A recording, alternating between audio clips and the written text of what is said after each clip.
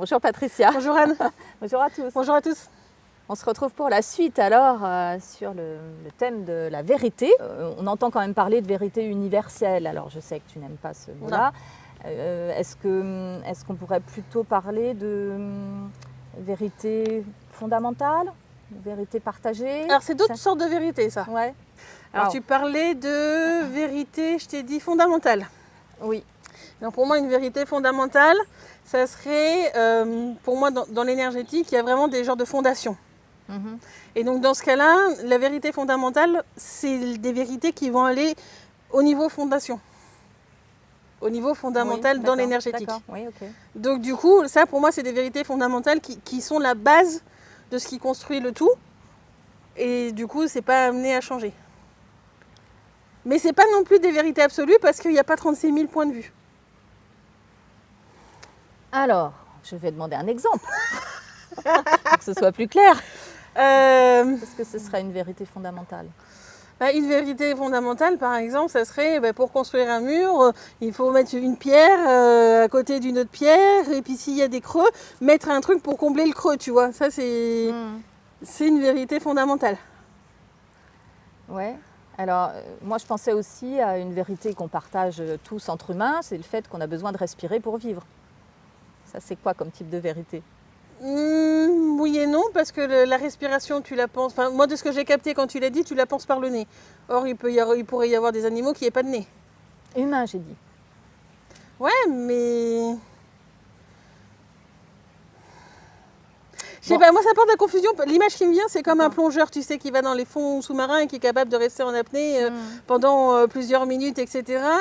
Il y a des petits... Et puis moi, de ce que je capte de l'humain dans le subtil, c'est pas forcément toujours vrai non plus. Donc du coup, c'est compliqué. Parce que pour moi, en plus, l'humain, il n'est pas que sur cette planète.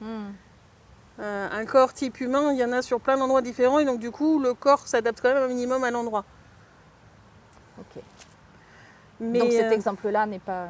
Pour moi, c'est pas fondamental. D'accord, d'accord. Okay. C'est une vérité par rapport à nous incarnés sur Urantia, mais c'est pas une vérité fondamentale pour moi. Par contre, un humain, du coup, dans son corps, s'il n'est pas amputé ou autre chose, mais dans son corps normal, il devrait avoir 2 mains, 2 pieds. Ça, c'est fondamental. D'accord. Dans ce que je capte dans le subtil, un humain, son corps, il devrait être comme ça. C'est fondamental. Après, du coup, il y a eu des mutations ou des trucs, des perturbations, des manipulations qui font que des fois, il y en a qui sont nés sans ça. Mais pour moi, ça, les personnes qui sont comme ça devraient faire des demandes en justice dans le subtil parce que ce n'est pas quelque chose, on devrait être sur le fondamental, devrait tout le temps être présent. Mais alors, pour revenir à mon exemple de respiration, on peut respirer par plusieurs... Oui, mais est-ce que la vérité fondamentale, là, pour nous humains, ce ne serait pas qu'on est obligé de respirer, quel que soit le moyen ou la façon de le faire? Parce que la phrase me porte... Bon, je suis désolée, je perçois des choses qui ne sont pas comme ça dans le subtil, en fait. Donc c'est compliqué pour moi. Par contre, que tous les humains ont du sang qui circule, c'est fondamental, tu vois. Vivant, en tous les cas. Oui. Parce que le fait de respirer, pour moi, c'est plus fondamental que le fait d'avoir 2 mains. Ben ouais, mais c'est que... Parce que toi, tu es incarné et que tu as besoin sur Urantia et que tu as besoin de l'oxygène. Mais moi, je perçois des humains où la respiration se fait limite par la peau, en fait. Mais ces humains-là, ils ont besoin de leurs 2 mains et de leurs 2 pieds, par contre. Ah oui, ouais, mais là, bon... mais du coup, je suis d'accord que ça va être ma vérité parce que c'est ce que je vais capter dans le subtil et que des gens auront plus de mal à l'accepter parce que peut-être que...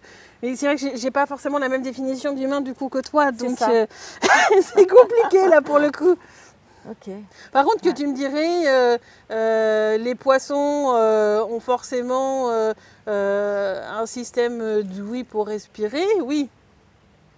D'accord. Bon. Tu vois, enfin c'est... Mais moi, je perçois à certains niveaux des êtres qui sont considérés comme humains dans le subtil et la respiration se fait par la peau. D'accord. Donc du coup, c'est compliqué d'être dans... C'est ta vérité, elle est propre sur Urantia. Tu me dirais, un humain incarné sur Urantia, je suis d'accord avec toi. Oui, d'accord, ok. D'accord. Alors, la planète Terre, pour ceux qui n'ont pas l'habitude, pour moi, Urantia, c'est la planète Terre pour vous. Ok. Alors, je reviens sur. Tu disais tout à l'heure, tu as parlé d'orthographe, de la façon Oui. d'écrire les mots. Est-ce que la vérité, on peut l'écrire avec un V majuscule? Est-ce que ça a de l'importance pour toi? Ça dépend à quel niveau tu te situes. La vérité absolue, oui. Ouais, d'accord. La vérité de chacun, non. D'accord, c'est ça. Ok. Donc, la vérité absolue, c'est au singulier. Oui. Et on va dire la petite vérité, on peut le mettre au C'est la pluriel. vérité de chacun ou des vérités. Les vérités, d'accord, ok. Ouais, ok.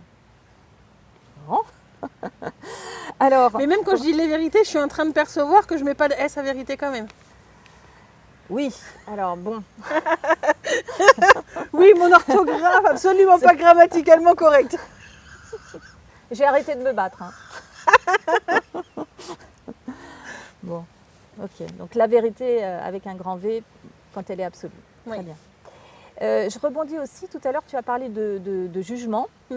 Moi j'avais une question par rapport à la justice, parce que souvent la vérité on l'associe à la justice. Je pense aux affaires de justice, où effectivement les enquêtes où on doit chercher la vérité, la véracité des faits aussi, je ne sais pas si on peut dire ça aussi. Et il y a quelque chose qui m'a interpellée aussi, c'est qu'on demande aux témoins de prêter serment. Hein, et ils doivent dire, voilà, jurez-vous de dire la vérité, toute la vérité, rien que la vérité, en levant la main droite. Est-ce que ça t'inspire quelque chose de particulier? En soi, c'est la vérité de la personne. Ouais. C'est si on se trouve sur un niveau de vérité absolue, comme je disais tout à l'heure, tu as tous les capteurs à partir de celui qui observe, par exemple, ça sera sa vérité à lui, et ça sera lui de dire « Ah oui, non, mais il a traversé alors qu'il y a une voiture qui arrivait, il est en danger, tu vois ?» C'est un peu ça. Là c'est sa vérité. Mais oui, c'est toujours. Mais elle est propre à chacun à ce moment-là. Oui. Donc là, on n'est pas sur une question de vérité absolue, parce que aujourd'hui, moi, ça me paraît en fin de compte assez peu probable qu'au niveau de la justice en tant qu'incarnée en troisième densité, dans la matière, que la justice arrive à avoir le point de vue de toutes les consciences en fin de compte. Qui est parce que sur un côté vérité absolue, tu aurais la conscience du bitume, la conscience du panneau signalisation.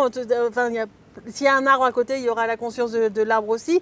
Enfin, il y a énormément de points de vue qui ne sont pas forcément pris en compte. Sur un lieu, on ne va pas forcément détecter toutes les personnes qui sont présentes. Peut-être qu'il y a un indice, quelque chose qui est tombé et puis qui est caché, qui n'aura pas été trouvé. Et ça, sur un côté vérité absolue, tout est présent. Donc pour moi, il y a forcément à un moment donné des éléments qui risquent, je ne vais pas dire que c'est à 100% ça, mais j'ai vraiment cette impression-là qu'il y a des éléments qui risquent de me manquer d'un point de vue justice dans la matière. Mais pour pouvoir rendre un verdict, la justice a besoin de s'appuyer sur des faits, sur la vérité. Sur la vérité de chacun. De chacun, oui. Ok.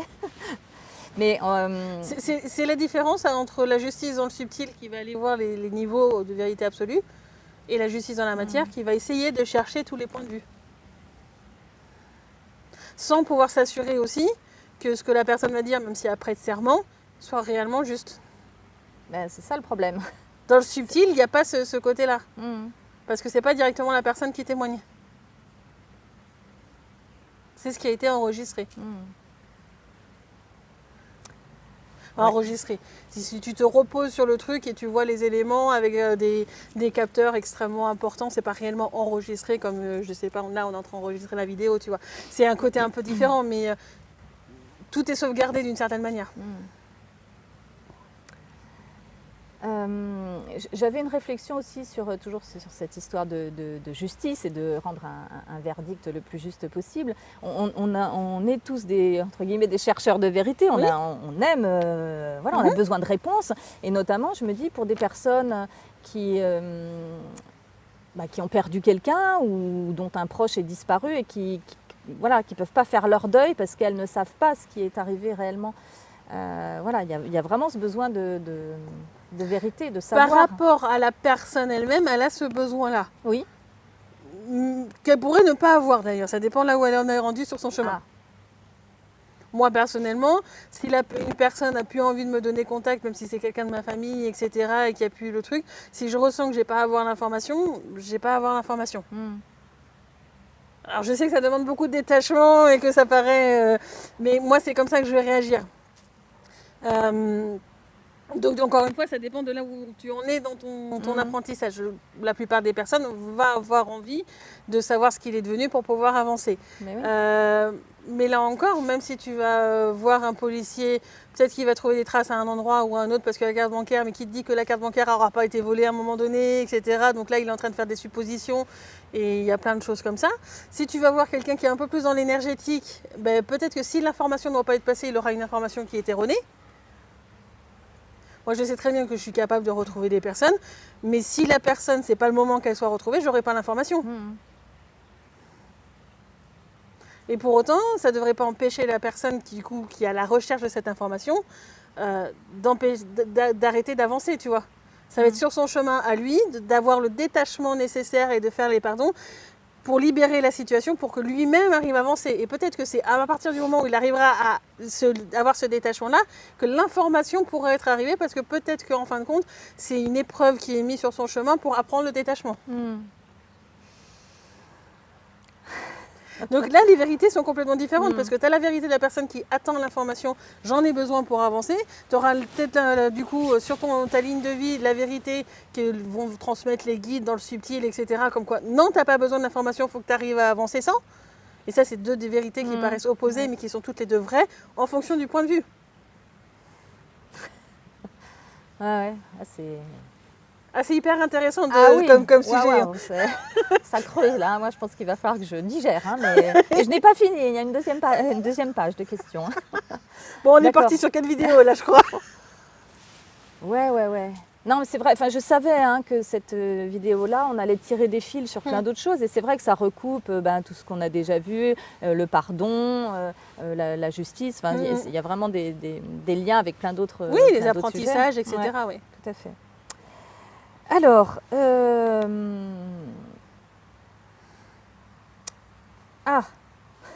va revenir sur la question de l'objectivité ou de la subjectivité de la vérité. Ouais. Qu'on revienne sur ta phrase un peu fétiche à chacun de trouver sa propre vérité, parce que pour moi, quand je me la suis remise en tête, je me suis dit, mais donc ça veut dire que donc la vérité, elle est vraiment propre à chacun, elle est individuelle, unique et personnelle. Ce qui est vrai pour l'un ne l'est pas forcément pour l'autre, ça c'est clair, et bon, parce qu'on a chacun notre carte du monde, etc. Mais après je me suis dit, mais alors du coup ça sert à quoi, par exemple, que toi tu partages ta vérité? À quoi ça sert? Peut-être à ouvrir d'autres perspectives, tout simplement. De voir qu'il y a peut-être un autre point de vue qui est possible. Moi je sais que ceux qui me côtoient au quotidien, ils me disent j'ai eu envie d'aller vers ça, ce type de comportement, parce que je t'ai vu le faire. Le fait de pardonner rapidement ou des trucs comme ça. Ils m'ont vu le faire dans la matière, en fin de compte, extrêmement naturellement. Et ça leur a envie d'avancer sur un chemin un peu plus du coup spirituel, épuré intérieurement ou autre, pour aller vers ça. Donc en fin de compte, c'est pas me vanter de ci ou ça, parce que je m'en fiche complètement. C'est montrer qu'il y a d'autres façons d'être. Montrer qu'il y a d'autres vérités et que c'est une vérité possible parmi tant d'autres. Et que si ça plaît à quelqu'un, peut-être qu'il va avoir lui aussi envie d'avancer sur ce chemin-là. Mais s'il n'en a pas envie, c'est très bien aussi. C'est juste montrer un point de vue. Ok. Anne et moi-même espérons que cette deuxième partie vous a plu. Nous vous disons à la semaine prochaine pour la troisième partie. Merci beaucoup. Merci. Et à très bientôt. À très bientôt, au revoir. Au revoir.